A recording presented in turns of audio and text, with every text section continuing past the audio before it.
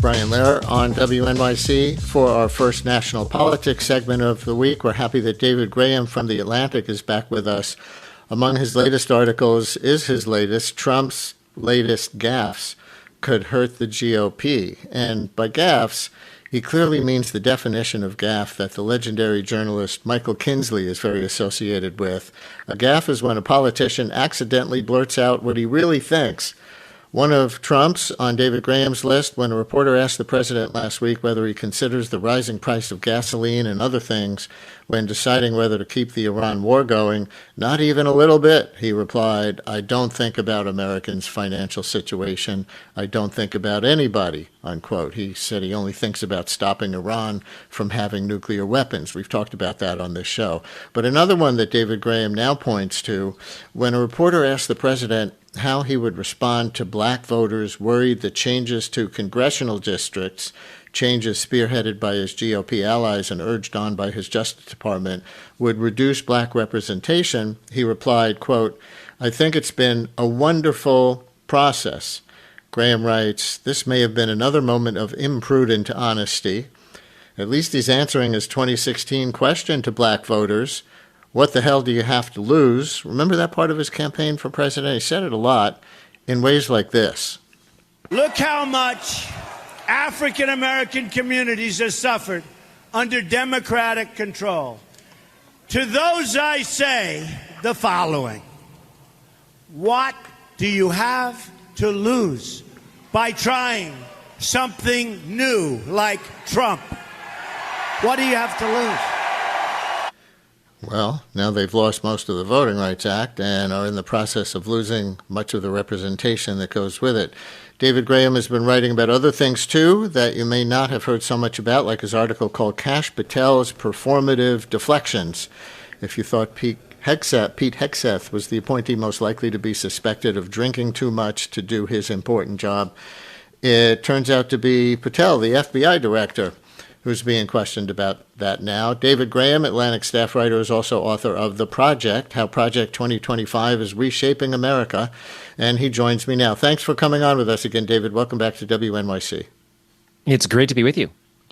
It looks like you have a similar take to Michael Kinsley on the definition of a gaffe. You use the term imprudent honesty, so how do you use the word?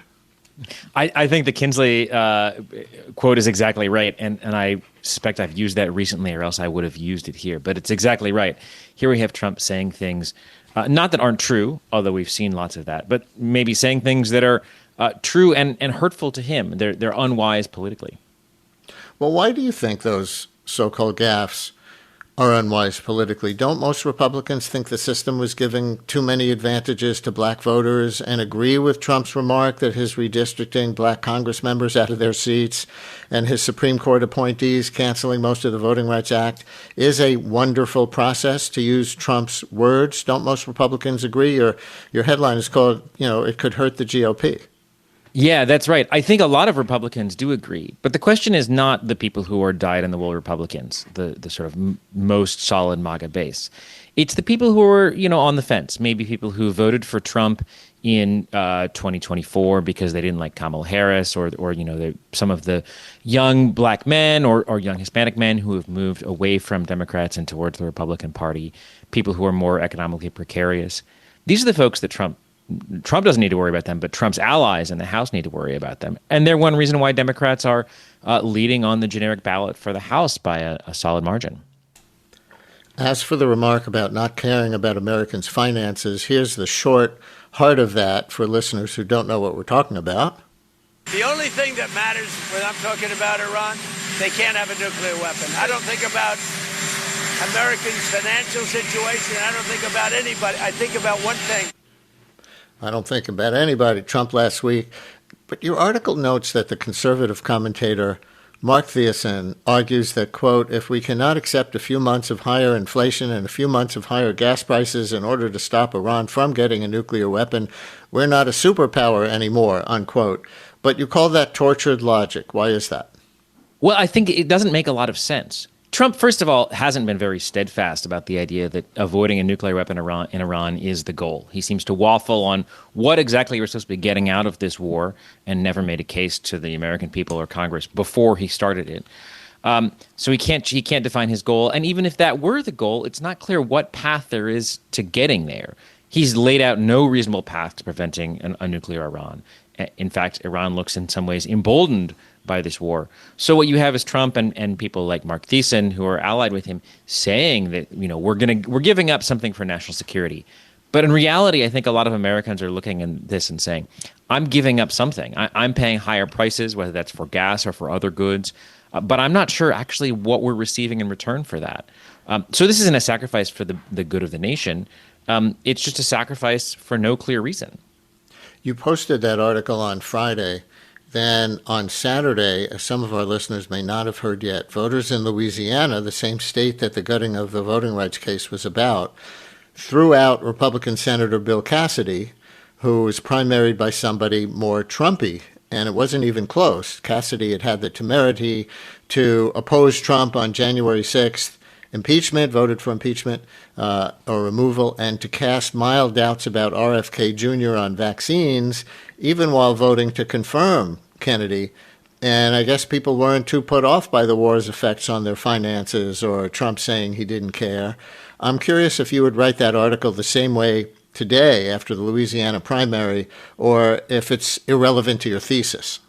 I think I would still write it the same way. And I think what we're seeing is this really tricky vice that a lot of Republicans are going to be caught in the midterms. On the one hand, they can't distance themselves from Trump very far. Even a little bit of apostasy, as we saw with Bill Cassidy, can get Trump to really come down on you very hard. We also saw this in Indiana, where state legislators were defeated. And we have a primary coming up on Tuesday in Kentucky where Thomas Massie might lose as well, basically for crossing Trump. But at the same time that Trump has a lot of revenge, a lot of voters in the general electorate are upset about what they're seeing. And it is these swing voters and persuadable voters, not the most hardcore people who come out to vote in party primaries, who I think are going to determine the midterms. So that's the trick. I think that's why these comments are so hurtful for Republicans. They need to be able to keep some distance from Trump, but not too much. Yeah, go ahead. Let's talk about FBI Director Kash Patel, who you also wrote about the other day. His new problems getting less attention, I think, than other things, but questions about his job performance and relationship with alcohol are out there, also about abuse of power and freedom of the press. And this kind of started with a story by one of your colleagues at The Atlantic, right? Yeah, that's right. My colleague Sarah Fitzpatrick had a really blockbuster report talking to people inside the administration and inside the FBI who have very serious concerns about Patel drinking too much and being unavailable when they need him to do his job and not having the temperament to be in that role. Did Patel order an investigation of Sarah, maybe as retaliation for that story and to intimidate other journalists from covering him? His office denies a report implying that. Yeah, MS Now has reported that there is an investigation. He denies that this is the case. Neither I nor anyone at The Atlantic has reported further on it, but that's what we know is what has been reported so far. Right. Your article on Patel pointed to an exchange he had with Senator Chris Van Hollen in a Senate hearing the other day. We pulled a 40-second chunk of that. Do you want to set this up? Sure. So this is this fascinating encounter between the two of them. Van Hollen, of course, a Democrat of Maryland, who became notable for going to El Salvador to speak with Kilmar Abrego Garcia, who was deported. And he was confronting Patel about his drinking and also about whether he was being totally honest in this hearing when he was speaking under oath. Here's part of that exchange.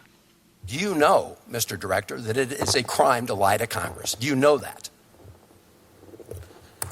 I do not lie to Congress. I didn't ask you that. And you're insinuating that I am because I asked you whether you know. You want to correct your time in this session where you got steamrolled by the facts so you can have a Twitter narrative so you can go raise more money and spend more money on $7,000 bar tabs. Just let the record I'm not show, going to give Mr. it Chairman. to you. The director of the FBI apparently does not want to answer the question about whether or not it's a crime to lie to Congress, and I find that extremely troubling. I find it troubling that you lie to the American people every day.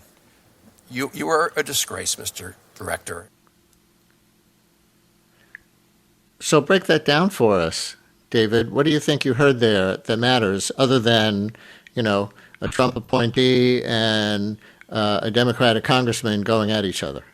Yeah, I mean, I think on a basic level, it's really surprising to hear any appointee, sort of attacking senators like that. That's something we wouldn't have seen, I think, really before this Trump administration, not even in the first one. But I think there's a real issue there. On several occasions during the hearing, Democratic senators asked Patel pretty point-blank questions. For example, about whether Iran experts had been fired from the FBI shortly before the war, which reportedly happened because they were involved in the investigation into Mar-a-Lago document hoarding. And he initially said no. And then later, under further questioning, he said, well, they weren't experts, but they may have had expertise. So there are these places where Patel appeared to be, if not actually dishonest, certainly less than forthcoming in a hearing. And I think that's a problem, obviously, for the integrity of the FBI. It's also potentially a problem for Patel if Democrats retake the House or the House and the Senate, because he could face contempt of Congress hearings. He could get a referral for lying to Congress. I think there's a real risk for him there. And interesting that he wouldn't acknowledge point blank that it's a crime to lie to Congress. But usually with Trump, it's the controversial or scandalized women who actually get the boot. Pam Bondi, Kristi Noem, the recent Surgeon General nominee whose name got withdrawn. He dismissed Elise Stefanik's staunch support without a scandal involving her and sunk her bid for governor of New York for the Republican nomination. Is he staying loyal to Kash Patel and maybe Pete Hegseth, despite their performance and reputation questions, because they seem like Trump's notion of a man's man, or do you think that's barking up the wrong tree? I think it's hard to deny the pattern. It's very clear who gets fired and who doesn't. In some cases, these are people who have a real loyalty to Trump. I think that's certainly true of Patel, but it was also true of somebody like Pam Bondi. So other than gender, it's not clear why some of these people stick around. We know that Trump was reluctant to fire anyone for a while. He didn't want to give the press scalps, was the term that the administration was using. But now that they have started to be willing to toss people out, I think it's notable who has and has not gotten the boot.